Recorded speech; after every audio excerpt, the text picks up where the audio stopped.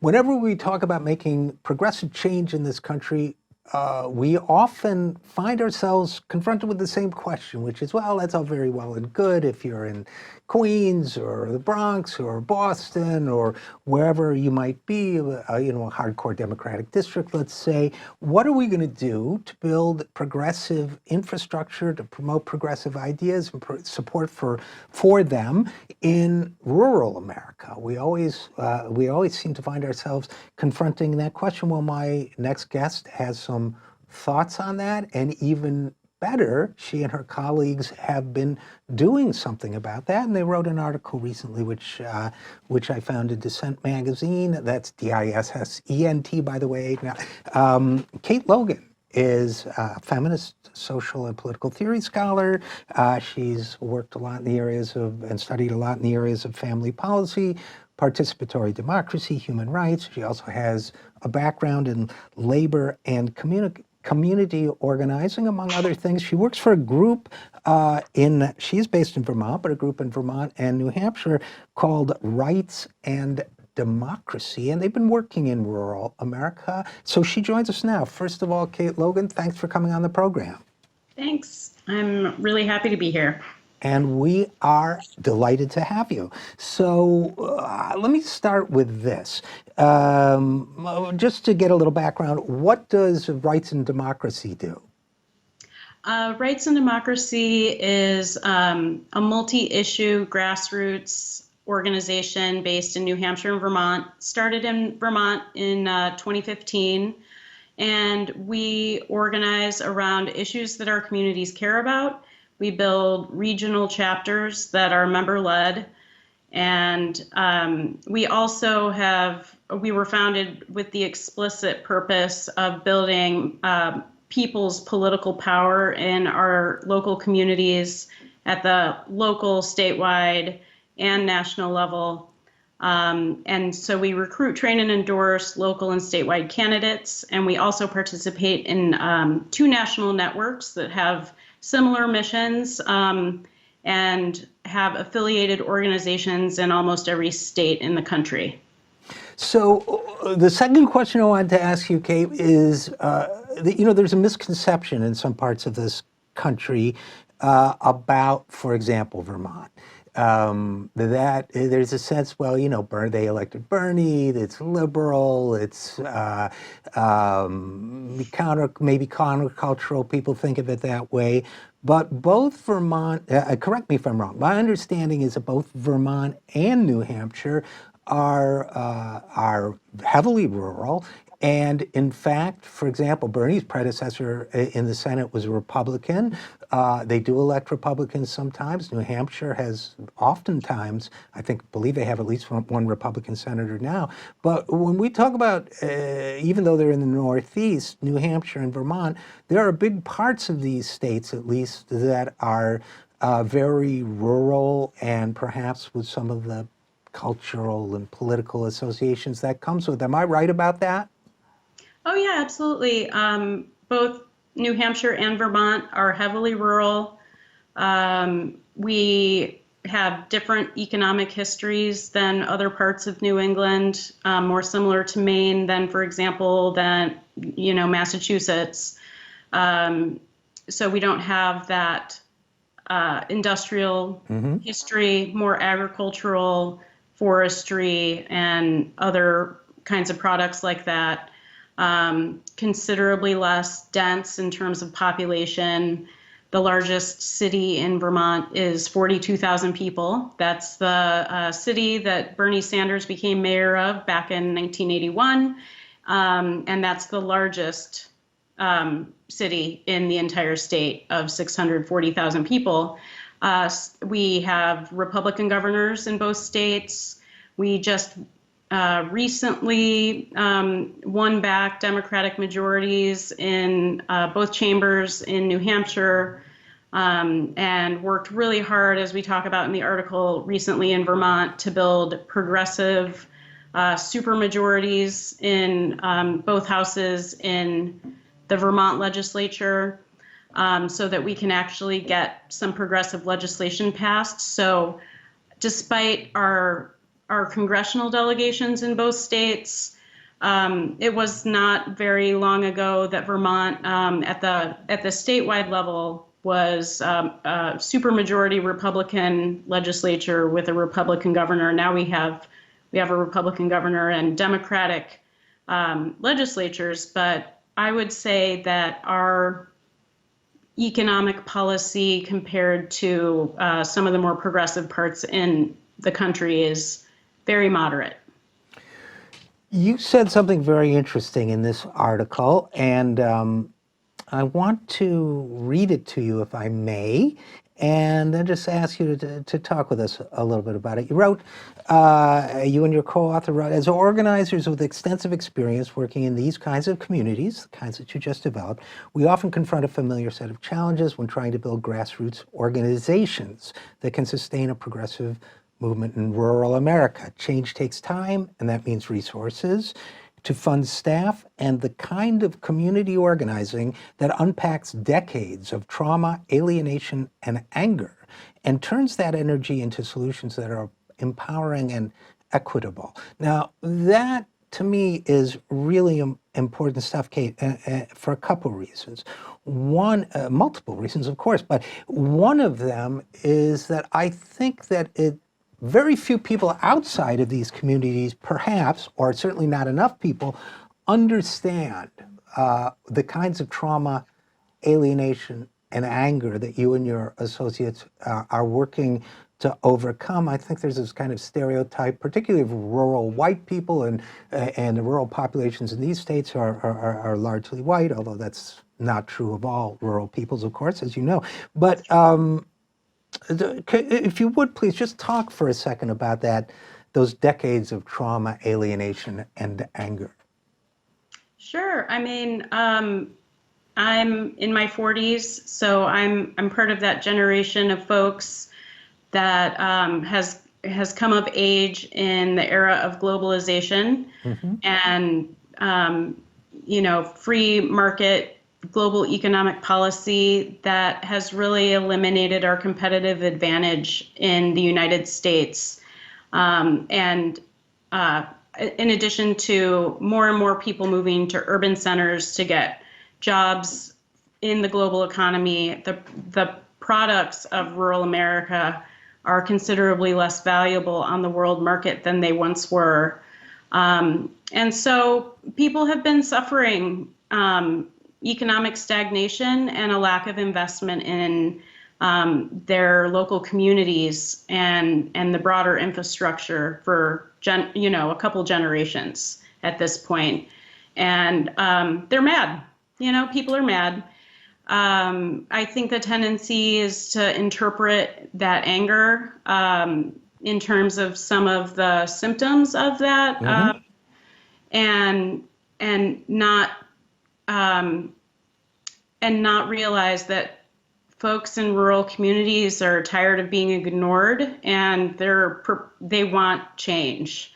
So it's up to us who live in these places to organize ourselves, to rebuild our communities from the ground up, to think creatively about how to survive in a global economy, and to turn that anger into action and breed a new era of progressive populism in rural America.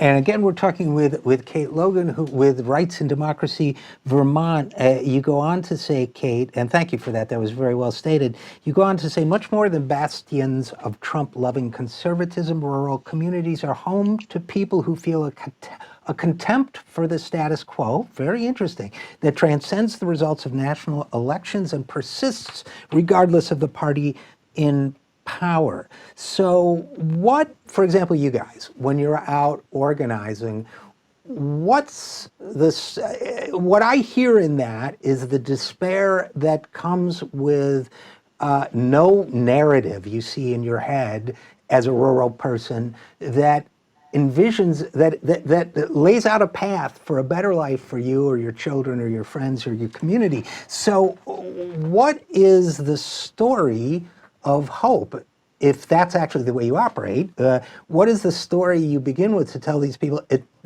your friends and colleagues and neighbors, it doesn't have to be this way?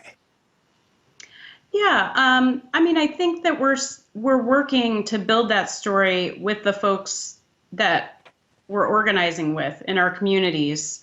I think one of the biggest barriers that we face in rural communities where we're all spread out from each other and a little bit less engaged with each other on a daily basis, except for a handful of neighbors with whom you might not talk about, morals and national politics.